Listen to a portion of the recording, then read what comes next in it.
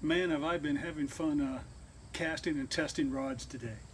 I thought I'd show you and talk about some of the rods I've been using. To start with, I want to give you a little disclaimer. I'm not a professional. I'm not that good of a caster. I can catch some fish.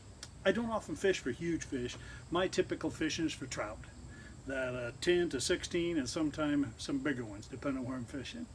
I have fished some steelhead and salmon, of course, years ago mostly, but today my rods and the stuff I use are basically trout rods. The rods I cast today are the Sage, all of them. I have two of the mods. They're all my rods here are 9-footers. The two mods are for a 5-weight and a 4-weight. The two ones are for a 6-weight and a 4-weight. And the X is for a 5-weight. Now I can tell you too that depending on the line, I've used 3 or 4 different lines. I've used the Rio, I've been using the Gold, the In Touch Gold, the Perception, I think it's called Perception, and then on one of them I have like a shooting head. Actually, it's not a shooting head, I forget what it's called, but it's a nymph head, something like that. It's a heavy one out front. And of course, each one of the lines, used on the rods, create a little different flex into it. I tell you, one of my favorite combinations so far is the Sage X, which is for a 5-weight line, but I've overloaded with a 6-weight line, and gosh, it feels great. Now I can also tell you that a few things you probably already know. I doubt that I'm telling you anything new, but I just want to give you my experiences here, casting in the lawn and some of the fishing I've done. People often think that you need a bigger weight rod line to catch bigger fish. That's not true at all. Man, you just need to be able to get that fish in. The line needs to be strong enough, and you need to be finesseful enough to get them in. But when it comes to casting distance, particularly with larger flies or weight, that's where the line difference in the rod length and stiffness makes a big difference. One of my favorite rods is this Mod 5-weight. Yeah, Mod 5-weight. And I've been catching humongous trout with this. Actually, I've been also catching great trout, good trout, with my Mod for 2-weight. I've overloaded it with the 3 line. Now again, on a big windy day when I might want to cast the big hopper or some sort of weighted nymph section, I need a heavier lined rod. But the truth is it's not so much the, can I get it out there? It's just casting into the wind or the weight of what I'm trying to get out there. I've caught, all sorts of fish in all sorts of different weights. I think that some of it is just the fun and the feel of casting whatever bait you're going to use. For years, I had one rod only. Back in about 1983, I think. Before that, I had cheap rods. And Fenwick was my best quality rod, and they were good when I was a kid. But my brother and I bought matching, what was it called, an RPS, in about 82 or 83, and I had that for 25 years at least.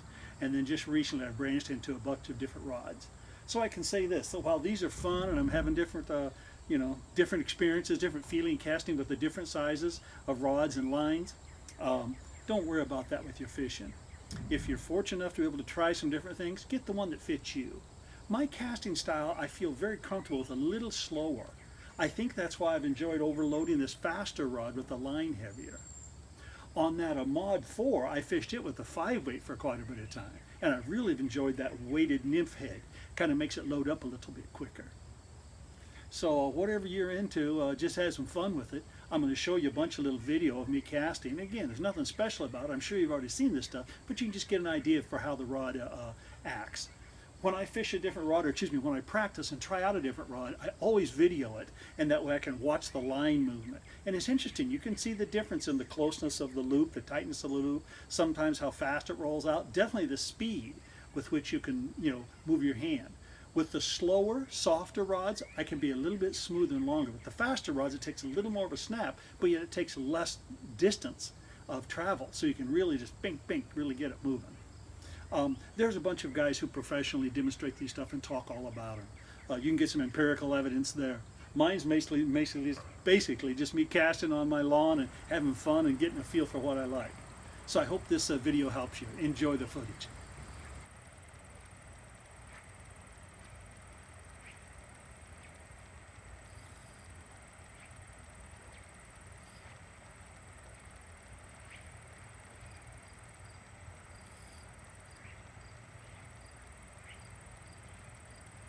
By the way, I can't say enough about the quality of these Sage rods. I absolutely love them. I've got other rods, I've tried other rods, and I'm sure there's some great rods out there that maybe I haven't cast. But these rods do extremely well for me, and I love the Sage reels. I've been buying a number of different sizes of them, trying to balance the weight. Some of these newer, really lighter rods, for me, take a little more weight in the bottom end to balance them. I feel like they take the weight out of the butt into the rod a lot. So I've been loving these reels. What's this, these 4200 series, different sizes of them. And I just want to thank Sage for making great products. Thank you. I hope you've enjoyed my little demonstration tutorial on me casting some of my different rods. Don't hesitate to ask questions if you want. Again, I'm not a professional, but I'll be glad to answer you any questions based on my experience. Get out there and catch some good fish. Right on.